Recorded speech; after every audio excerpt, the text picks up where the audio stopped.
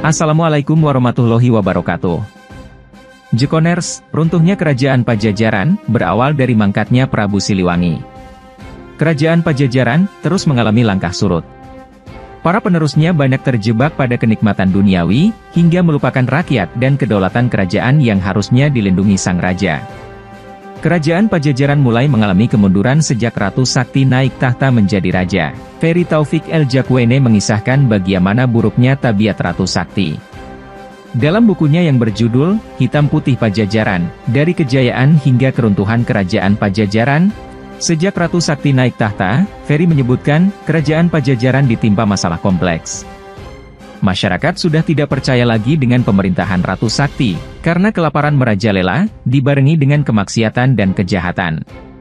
Saat rakyat mengalami bencana kelaparan, kerajaan Pajajaran tidak memasok kebutuhan pokok rakyat.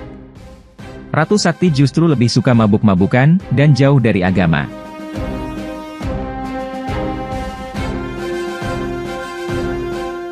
Tak hanya itu, Ratu Sakti juga tidak mempedulikan tatanan hukum negara, sehingga rakyat mulai membangkang.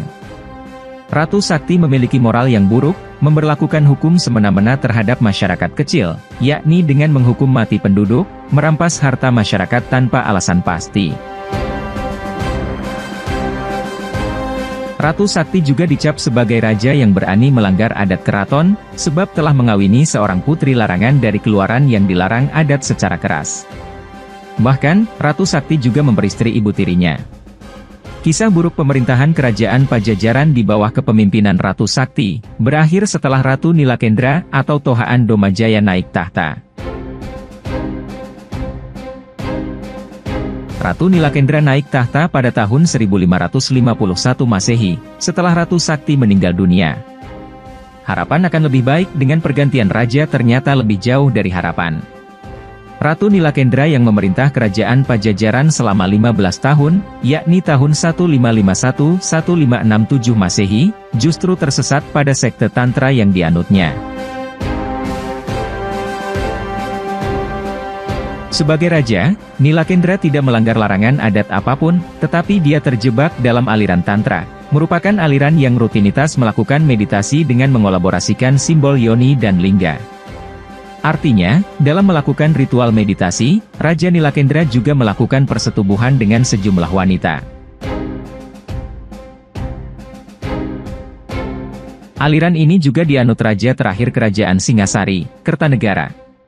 Bahkan, Kertanegara yang merupakan pencetus konsep kerajaan Nusantara, dan berseteru dengan kerajaan Mongol tersebut, tewas secara tragis dibunuh Jayakatwang. Kertanegara tewas terbunuh saat melakukan ritual meditasi sambil bersetubuh dengan sejumlah wanita. Sementara Ratu Nilakendra, terjerumus dalam aliran mistis Tantra di saat kerajaannya menghadapi ancaman serangan dari Banten dan Demak.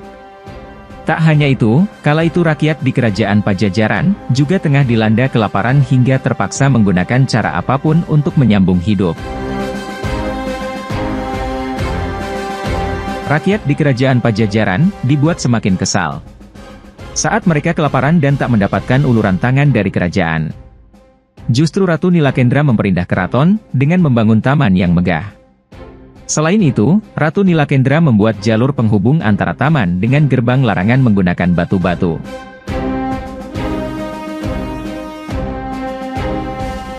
Dia juga melengkapi pernak-pernik istana dengan jimat-jimat, membangun rumah keramat sebanyak 17 baris yang ditulisi bermacam-macam kisah lingkup kerajaan menggunakan lempeng emas. Ancaman dari Kesultanan Banten dan Kesultanan Demak, membuat lingkungan istana kerajaan Pajajaran dilanda frustasi dan ketegangan yang mencekam menghadapi serangan musuh. Kondisi ini membuat raja beserta para pembesarnya, memperdalam aliran keagamaan Tantra. Perselisihan antara kerajaan Pajajaran dengan Kesultanan Banten dipicu oleh masalah perbatasan antar kerajaan. Masalah penentuan batas kerajaan tersebut akhirnya memicu perang besar antara kerajaan Pajajaran dengan Kesultanan Demak. Anehnya, sebagai penganut ajaran Tantra, Nilakendra membuat bendera keramat untuk melawan pasukan musuh. Bendera ini diandalkannya untuk mengusir musuh. Kekuatan gaib bendera itu, dipercaya dapat membuat pasukan musuh ketakutan saat menyerang kerajaan Pajajaran. Kenyataannya, pasukan Kesultanan Banten tidak pernah merasa takut dengan bendera keramat tersebut. Hingga akhirnya pasukan Nilakendra berhasil dikalahkan, dan melarikan diri meninggalkan istana kerajaan Pajajaran. Pasukan Kesultanan Banten, yang dipimpin putra mahkota, Maulana Yusuf dapat menyerang hingga ke pusat kota kerajaan Pajajaran. Saat Nilakendra melarikan diri, nasib kerajaan Pajajaran sepenuhnya diserahkan kepada penduduk Pajajaran, serta prajurit yang tinggal di keraton. Meski telah ditinggalkan oleh rajanya yang melarikan diri ke pedalaman Sunda, Pakuan Pajajaran masih sulit ditaklukkan oleh pasukan Kesultanan Banten.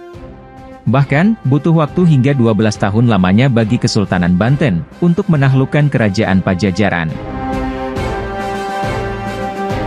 Menurut carita Parahyangan, Nilakendra tercatat sebagai raja yang ngawur dalam memimpin kerajaan Pajajaran.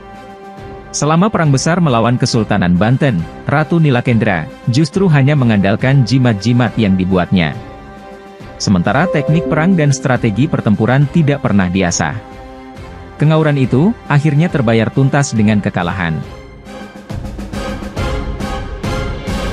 Pasukan Kesultanan Banten mampu merebut istana kerajaan yang dahulu dibangga-banggakan, dan dipercaya sebagai tolak balak atas musuh-musuh kerajaan Banten. Kenyataannya, istana kerajaan itu tidak berfungsi apa-apa saat serangan musuh datang.